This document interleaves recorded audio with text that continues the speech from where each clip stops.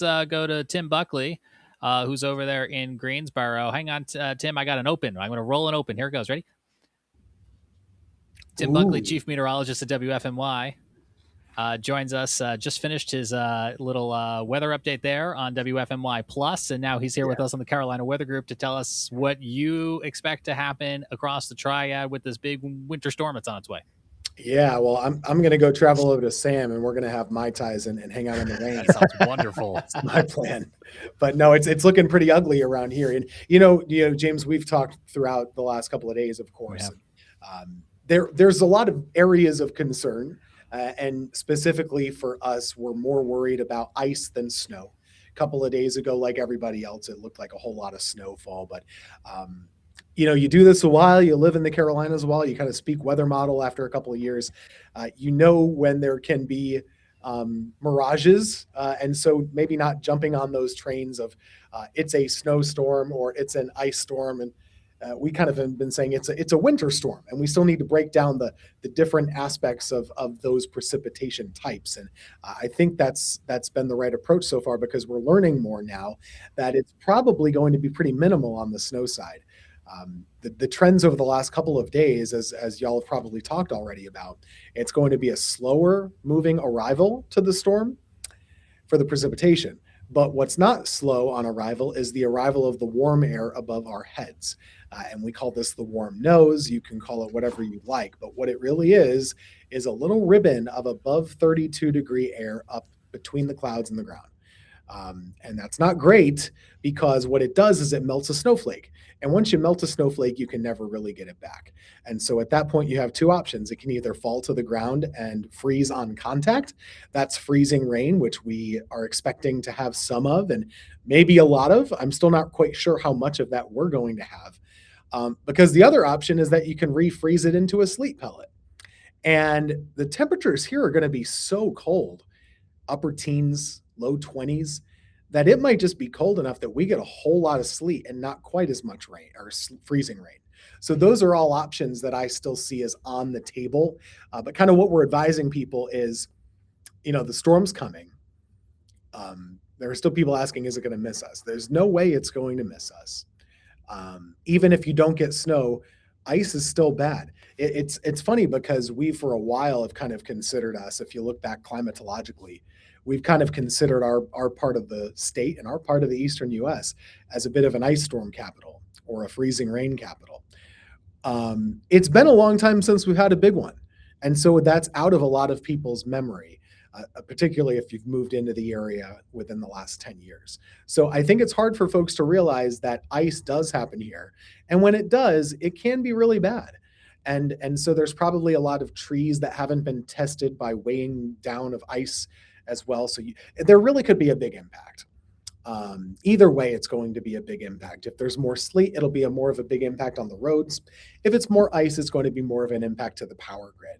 And so bottom line, your message here is, if you live in the Piedmont, you live in the Triad area, or anywhere between Raleigh, Charlotte, you should be preparing to stay home for a couple of days, or at least be maybe stuck for a couple of days. You should also know that might be the case with no power. And so you're thinking about what to do, how to stay warm if you lose power, because next week, what we'll start to talk about once we get through the storm, but we need to mention it before the storm, because that's when you can actually get out and get supplies. You should have a way to keep yourself warm, or at least a little warm, because we could be down around 10 degrees early next week, the temperature. So that's not good, particularly if you have no heat in your house and you don't have any second sources. You're gonna have to get creative on how to kind of stay warm out there. So I'm expecting to have a tough couple of days, Saturday into next week, and it might really take a while before things clear up. We'll have sunshine, but it's cold sunshine, and it's January sunshine as well. On WFMY Plus the other day, you guaranteed no school for a week. Are you still guaranteeing no school for a week, or? I don't think I signed off in writing, but I will tell you this: I've seen this. I've seen no school for a week for a lot less. Yeah. And just for folks that might not live here, you might not get a lot of winter weather in your part of the Carolinas. The policy for a lot of the districts here is if there are icy roads within the county, the county closes. It's not half, quarter, this, that, or that. It's the county. And we got some big counties, and I assure you, we're going to have a lot of icy roads out there that don't melt super easily. Sam Walker on the Outer Banks has a question for you, and it's probably not what is your favorite Mai Tai. We got Orange Crush out here. That's what we'll go with. Okay, Orange nice. Crush. Now, of course, your coverage area does include a lot of Southside Virginia. Yeah. And we start going into that part of the Commonwealth. It does start to get a very interesting and looking at some of the stuff, at least the coverage out here. Since we're in the Norfolk TV market, we're hearing a lot of that stuff. But it does look like that, you start getting into Martinsville, Danville, on up the 29 corridor, things really start to get very, I don't want to say crazy, but kind of crazy up there. It does. And, Sam, the couple of days ago, it really looked like Virginia would be in this huge bullseye of very heavy snowfall. And that still could be the case, but it might be farther north than south side at this point. This warm nose is kind of creeping north for everybody. It still depends on which model you want to trust. I can show you, you can pick and choose your fighter here. But it does seem like the trend overall, especially as we're getting more data, is that warm air aloft is creeping more and more north. So even those areas, while you might get a better thump of snow at the initial part, you still could finish up with some sleet. And so that's gonna cut into some totals. Now I saw Blacksburg, Virginia. They put out their winter storm watch. They said 8 to 14 inches for most of the area. Wow. But I'm pretty sure they're going to refine that and kind of localize it a little bit more.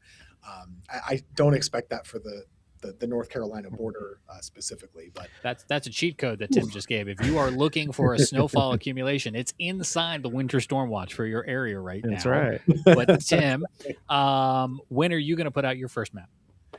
Yeah, I'm kind of doing a little rough draft here tonight, just see how I think about it or how it feels, but I'll sleep on it and then I'll probably put it out sometime tomorrow.